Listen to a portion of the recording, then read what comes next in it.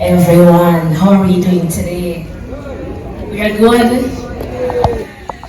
Thank you for inviting me to this esteemed occasion. I want to acknowledge the board chairman in his absence, the school principal, Mrs. Ingram, and other specially invited guests.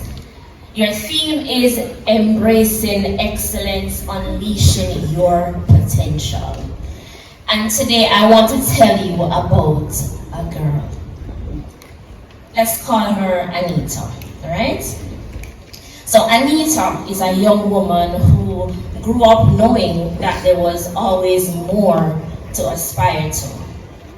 She just knew that she was called and set apart. She faced many challenges from young.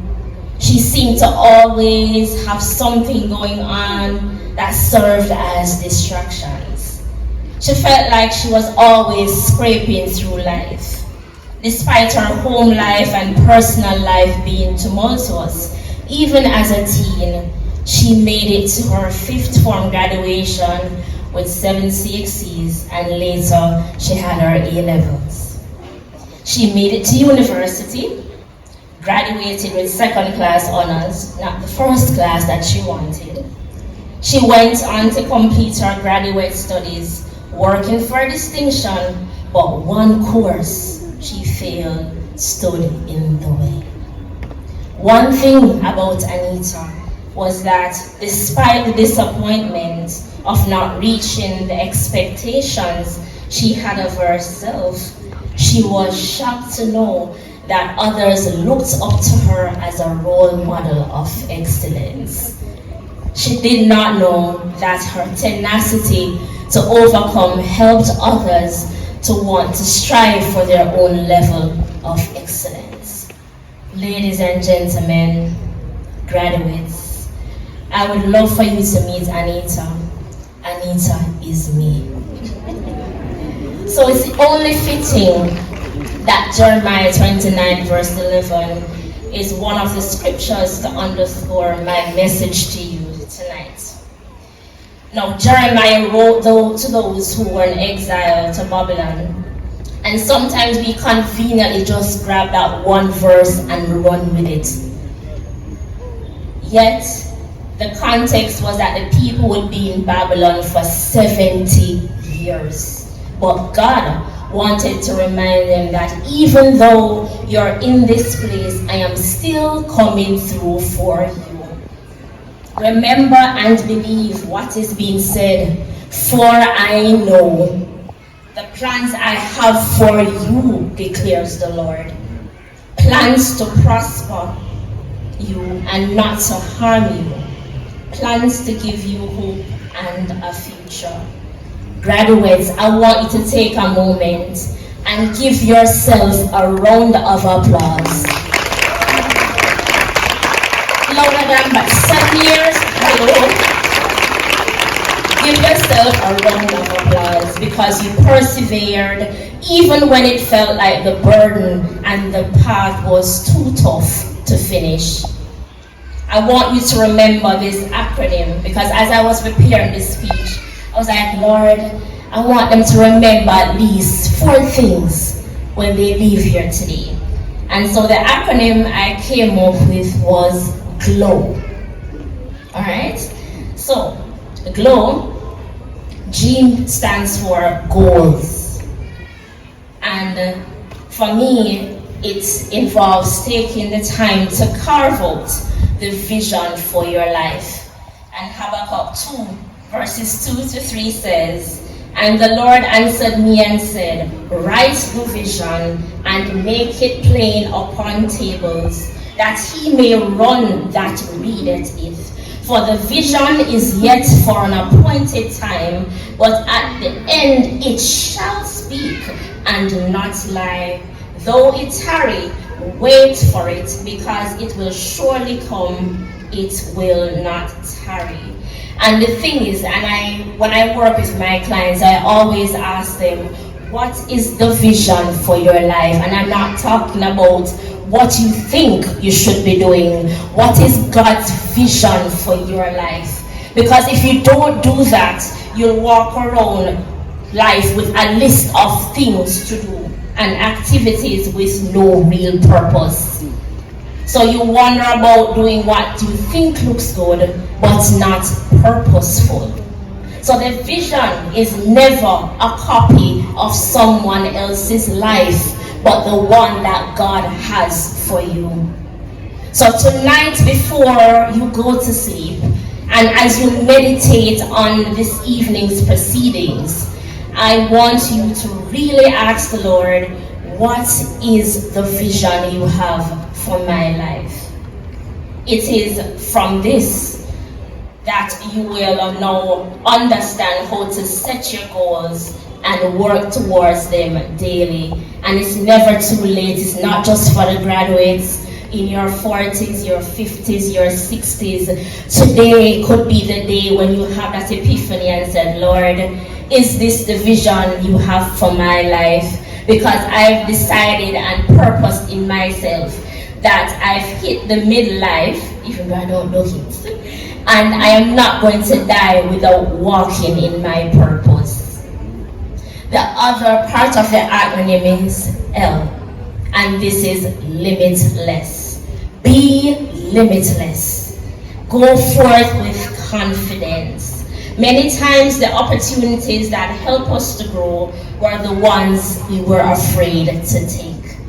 Sometimes we remain stuck in a box because we are expected to walk a certain path.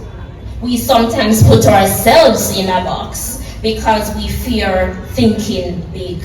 I want you to think bigger than the parish of St. Andrew. Think bigger than just Jamaica. Think bigger than North America. Think global in order to have that potential to make a global impact. And when it seems like it's bigger than you, always remember that I can do all things through Christ. All right. And the other part of the acronym, which is O, is own it. Be fierce and own your path. There is nothing more beautiful to watch a young woman who is confident and blazing a trail. Some of you are creating a blueprint for your family. You may not know it now, but you are the blueprint.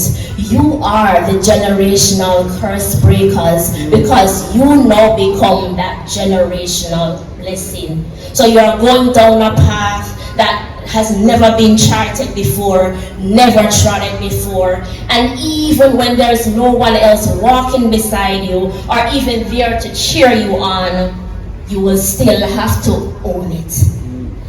So you will walk as though God sent you when you enter the rooms that you will be in. W, work it. You would normally hear the world is your oyster, but I want to say that the world is about to be your catwalk. Make use of every opportunity. And in the definition of a catwalk, it is normally a path that allows you access to a larger space. So when we think about fashion, a model has limited time to showcase the apparel they are wearing when they walk the runway. They literally have to work that runway to be seen and recognized. So my charge to you tonight is to use every single opportunity to shine and show forth excellence. No matter how small the task, no matter how trivial it seems to you, do it to the best of your ability. Do it as if you are doing it unto the Lord, without complaint or murmuring. So in closing, because I decided I'm not going to be up here too long, one critical factor to consider as we embrace excellence is that sometimes failure, rejection, and disappointment will creep in, leaving you so discouraged. I can testify to that kind of rejection. Last year, well, from 2022 you know, when you receive a word for your life and you get a prophecy that you're supposed to be here, and you said, okay, Lord, I'm going to partner with this word. And then comes 2023 and you apply for this position, and they say, oh, you were shortlisted and you made it, you know, but there's just something that we think that you're missing. I can testify today, can I testify?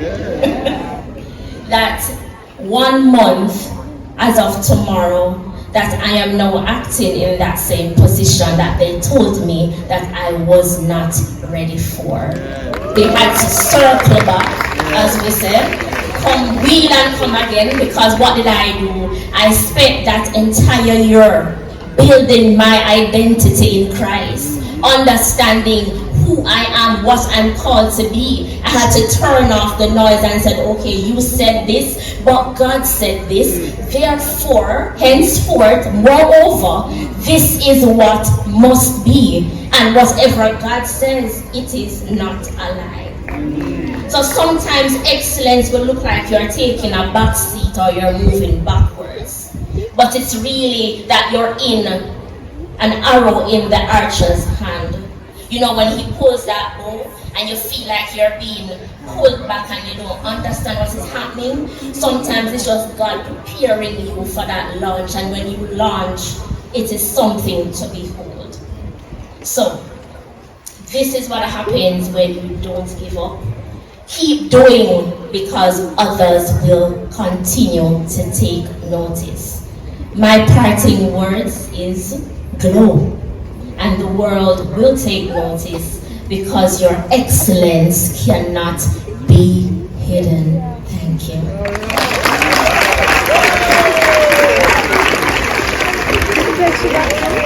you.